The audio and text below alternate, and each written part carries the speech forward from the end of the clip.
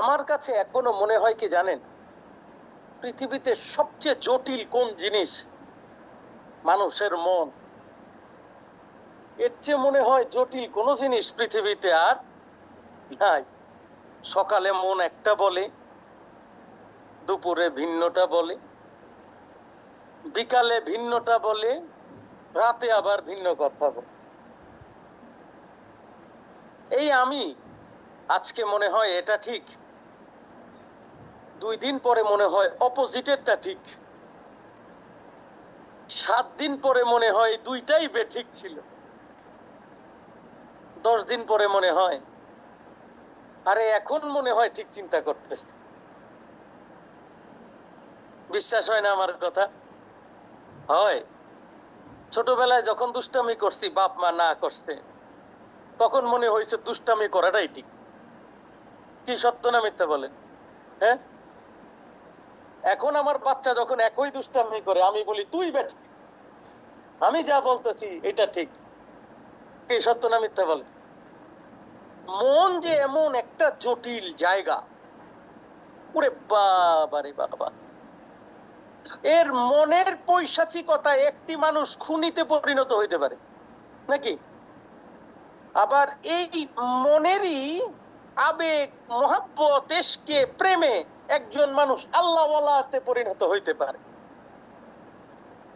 আবার একজন আল্লাহওয়ালা ব্যক্তি আবার বেঈমানে পরিণত হইতে পারে। কি সত্য না মিথ্যা?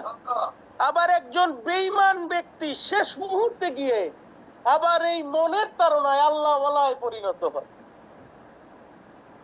একটা জটিল সমীকরণ মন।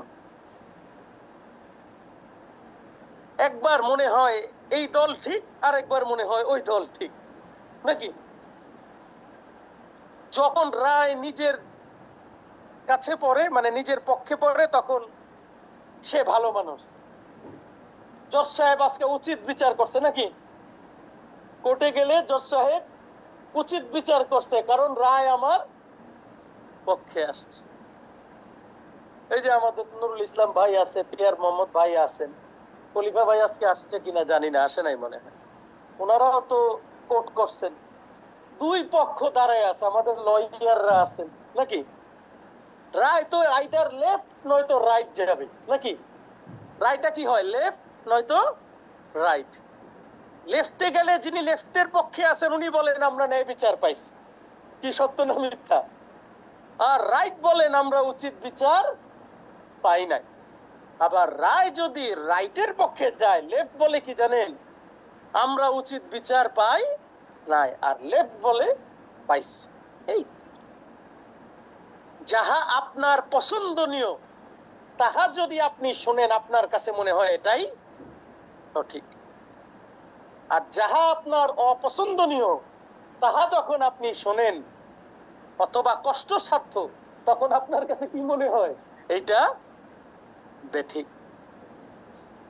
এই একই মালিক, আপনার আমার মালিক তো একই নাকি? আসমান জমিনের সৃষ্টিকর্তা আল্লাহ তো একই। যখন আমি মুসিবতে পড়ি, বলে আল্লাহ তুই তো আমারে দেখোস না। কি আল্লাহ কি ওই সময় আসলেই কানা? আপনারা দেখে না? দেখে।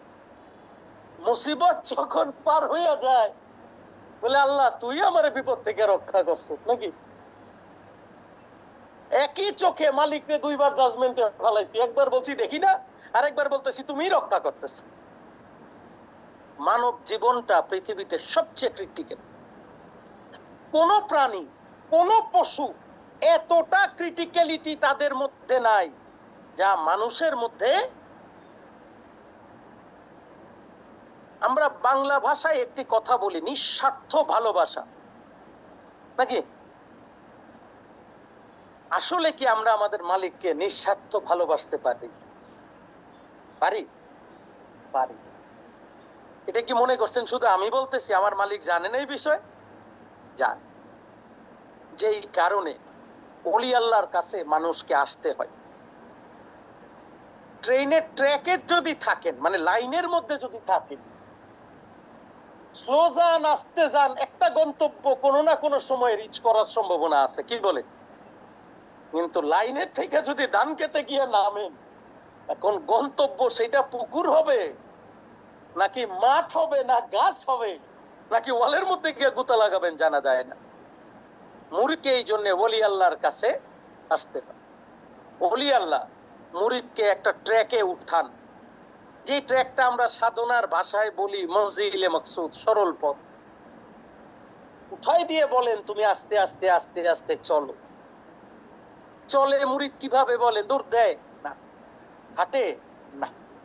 এই চলতে হয় মুরিদকে সাধনা করে, আরাধনা করে, মালিকের সন্তুষ্টি নিয়ে আস্তে আস্তে আস্তে আস্তে আস্তে আস্তে আস্তে সামনে আগাইতে।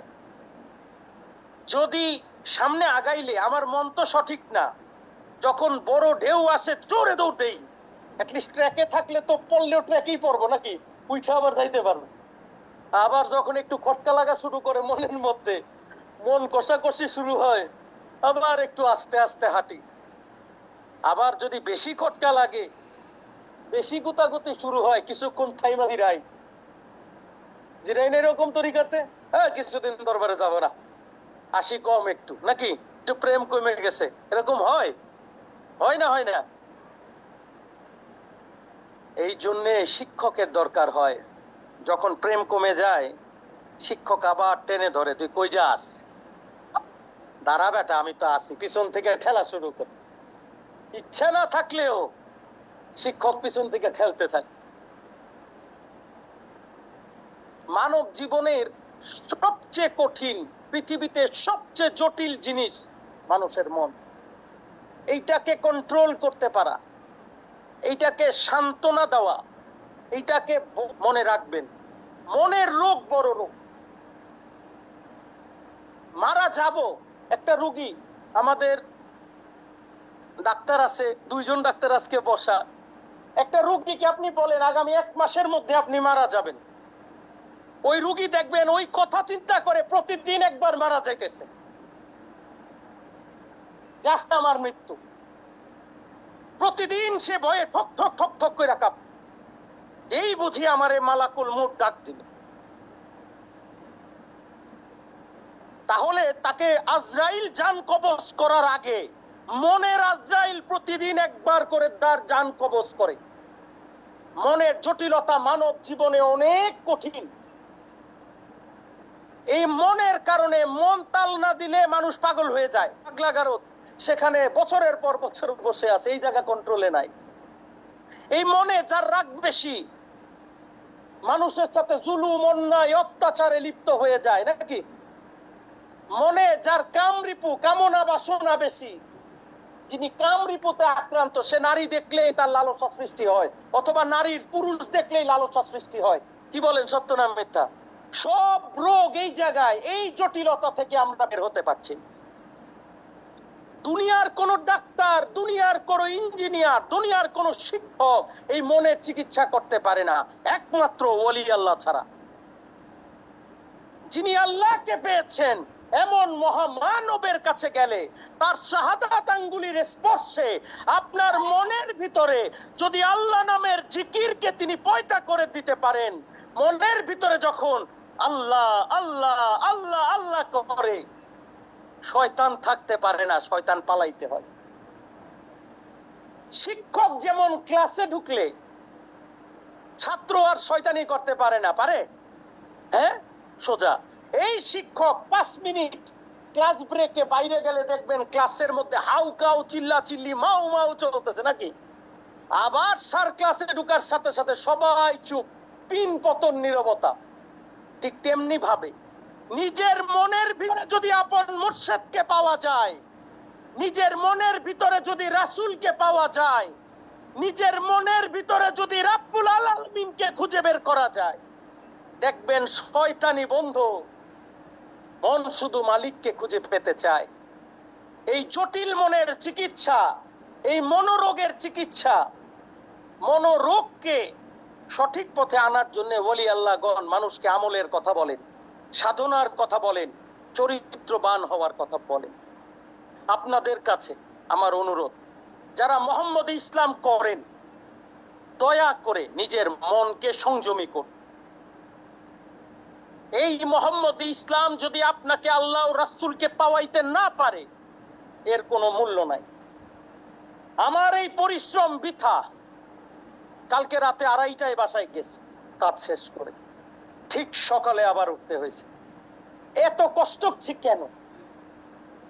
আপনাদের কারোর সাথে আমার ব্যবসা আছে, বাণিজ্য আছে, কেন খেয়ে দে না খেয়ে কষ্ট করছি? এক সাদাওয়ানবাগী দায়িত্ব দিয়েছেন আপনাদের এই মনকে কন্ট্রোল করে আল্লাহ রাসূলকে পাওয়াই। এই পরিশ্রম বৃথা যদি আমি আপনাকে আলোকিত করতে না পারি। আমি বারংবার বলি, আবারও বলছি, আপনি আপনার রোগ সম্পর্কে জানেন, আপনি নিজের রোগের নিজে চিকিৎসা করেন, তরিকার আমল করেন, মোরাকাবা করেন, মুশাহেদা করেন, নামাজ পড়েন, রোজা রাখেন, তরিকার আমল করেন, নিজেকে পরিবর্তিত করেন। পরিবর্তিত ব্যক্তি নিজেকে আল্লাহ ও রাসূলকে পাওয়াইতে পারে। আর যিনি পরিবর্তিত হবেন না, 20 বছর তরিকায় থাকলেও আপনি আদু ভাই হইতে পারবেন, সিনিয়র ভাই হইতে পারবেন না। স্কুলে 20 বছর থাকা আর স্কুলে 10 বছরে পাশ করে যাওয়া এক জিনিস নয়। একই ছাত্র 10 বছর স্কুলে থাকতে পারে, এক ছাত্র 10 বছর ধরে ক্লাস 1-এ পড়ে, আরেক ছাত্র 10 বছরে এসএসসি পাশ করে পরবর্তী ধাপে যায়। আপনি সিদ্ধান্ত নেন আপনি কোন ব্যক্তি হইতে চান। 10 বছর ধরে ক্লাস 1-এ পড়তে চান, নাকি নিজেকে উত্তীর্ণ করে আল্লাহ ও রাসূলের সন্তুষ্টি অর্জন করতে চান? যদি আপনি আল্লাহ ও রাসূলের সন্তুষ্টি অর্জন করতে চান, দাঁত থাকতে দাঁতের মর্ম বুঝেন, হায়াত থাকতে মালিকের সন্তুষ্টি অর্জন করেন। দিন শেষে আপনাকে আমাকে 3.5 হাত মাটির নিচে যাইতে হবে। দুনিয়ার কোন চাপাবাজি, কোন ইঞ্জিনিয়ারিং ডিগ্রি, কোন ডাক্তারি ডিগ্রি, কোন প্রফেসরি ডিগ্রি, কোন মাওলানা ডিগ্রি, কোন কিচ্ছু কাজে আসবে না। মালিকের সামনে দাঁড়াতে হবে, পরীক্ষা দিতে হবে, তার সন্তুষ্টি অর্জন হয়েছে কি হয় নাই তার জবাব দিতে হবে। যদি তাই হয়, দয়া করে এখন থেকে কে ছোট কে বড়, কে ধনী কে গরিব, কে সম্মানী কে অসম্মানী, কিচ্ছু আসে যায় না। নিজের কর্ম নিজের কাছে। দুনিয়াতে এমন মানুষ আছে জানেন, অনেক সম্মানী, কাল হাসরের ময়দানে দেখবেন তার দাঁড়ানোর জায়গা নাই, লুকানোর জায়গা নাই, চক্ষু লজ্জায় মুখ ঢাকার জায়গা নাই। অথচ তার বাড়ির নিচে একটা ভিক্ষুক দাঁড়ায় ছিল, সকাল বিকাল তার কাছে ভিক্ষা চাইছে। দেখা গেল এই লোক মুক্তি পেয়ে আল্লাহর সন্তুষ্টি অর্জন করে দাঁড়ায় আছে। কার চামড়া কত সুন্দর, কার রং কত বেশি, কার পরা কত বেশি, মালিক কিচ্ছু জানতে চাবে না, একটা শব্দ জানতে চাবে। মালিক বলবে, তুমি কি আমাকে রাজি খুশি করতে পেরেছো কি পারো নাই? That's it. যে সন্তুষ্টি অর্জন করতে পারবে তার জন্য মুক্তি, যে পারবে না তার জন্য শাস্তি। সিম্পল ওষুধ, সিম্পল উদাহরণ, সিম্পল কথা। এইটাই আমাদের দুনিয়ায় বসে অর্জন করতে হবে। তাই আজকের এই দিনে সামনে আমাদের কোরবানি আসছে, পশু কোরবানির সাথে নিজের অন্তরের পশুকে যাতে আমরা কোরবানি করতে পারি সেই সংকল্প করি। মহান রাব্বুল আলামিন তার ইচ্ছায় আমাদেরকে চলার তৌফিক দান করুন। সবাই বলুন আমিন।